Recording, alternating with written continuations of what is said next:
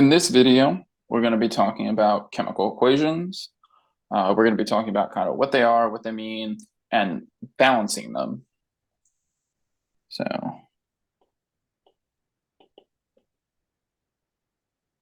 are and balancing. So, when we have a chemical equation, we're going to start with this guy. Let's start with H2 plus O2 goes to H2O. What we have is products, which would be H2O in this case. This would be our product. And we also have reactants. So our reactants are what we take and we either put energy into the system or they themselves can just spontaneously react and they go to form our product. Now, that's what this means. It means forms or goes to, let's say, forms. And when you start studying chemical reactions and equilibria, there are different kinds of arrows you can use to represent reversible and irreversible reactions. So this means irreversible. Now, additionally, when we start talking about chemical species, right, this is hydrogen gas right here. This would be represented with a G because it's a gas. This O2, oxygen, is also a gas. But H2O is typically represented as a liquid, right?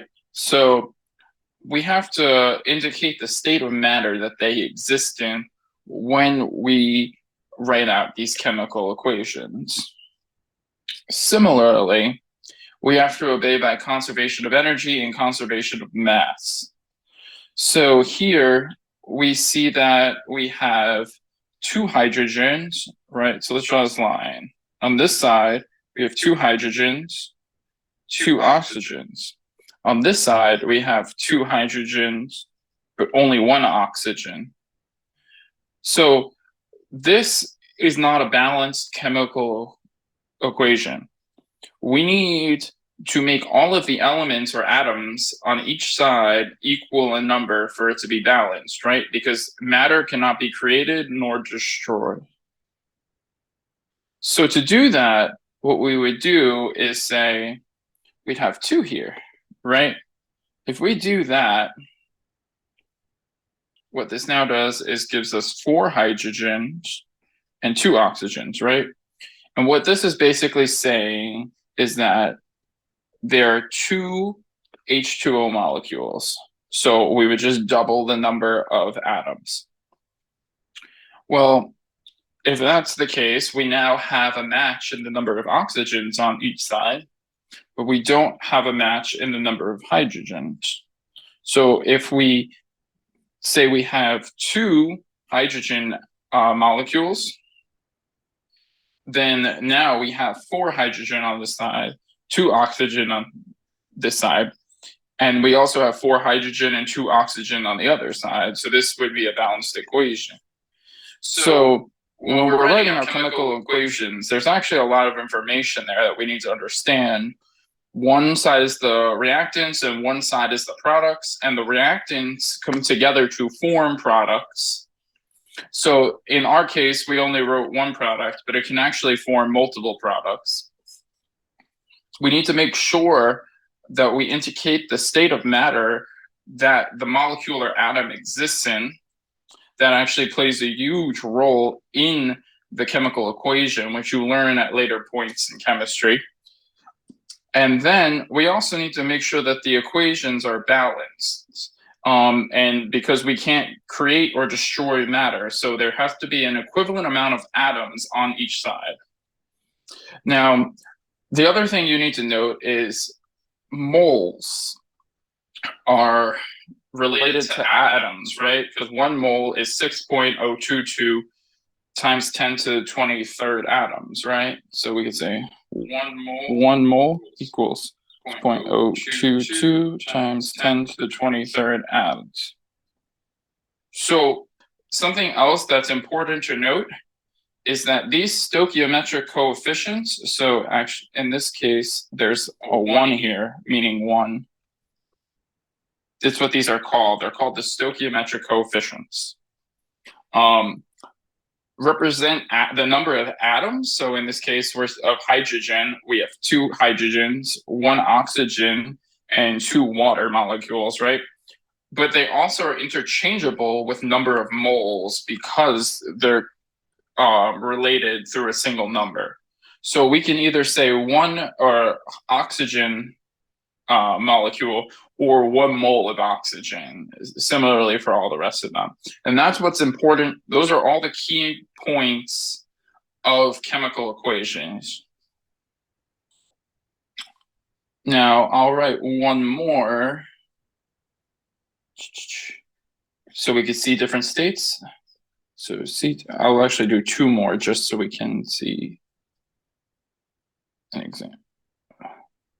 H plus O2 is going to go to CO2 plus H2O.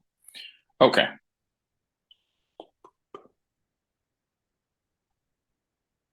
Perfect.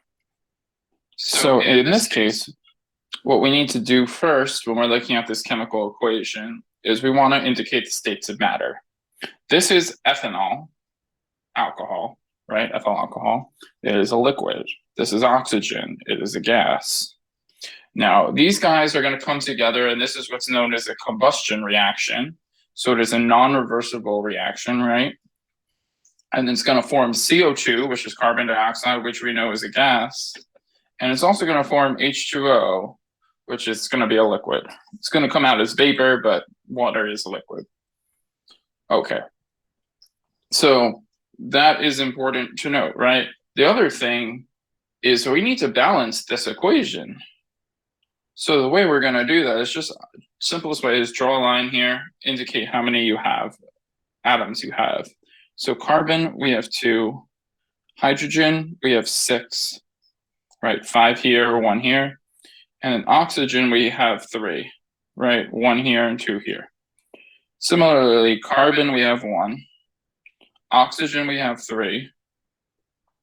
And hydrogen, we have 2. So the way we're going to be able to balance this is going to be to say we have 3 here. So if we put a 3 there, right, that makes the most sense. What we're going to do is say we have 6, and then we have 5, right? Because now we have 3 oxygens from water, 2 from CO2.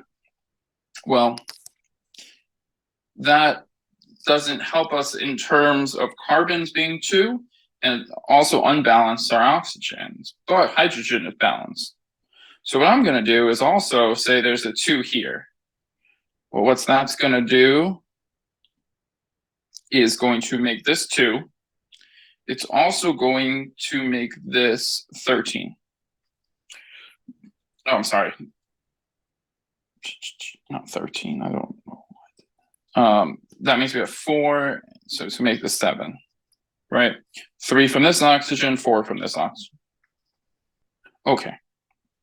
So now we have carbon and we have hydrogen balanced. However, on this side, we have this lone oxygen. So if we just look and see that we only have 1 oxygen from here, if we put 3 here, we now have 7. So now this is balanced. So now this chemical equation is balanced in terms of atoms on each side through the stoichiometric coefficients. It shows that it goes from reactants and a non-reversible reaction to products. And it also shows that we have all of the phases of matter that these these molecules exist in. So that is how we, use chemical reactions, and this leads into stoichiometry.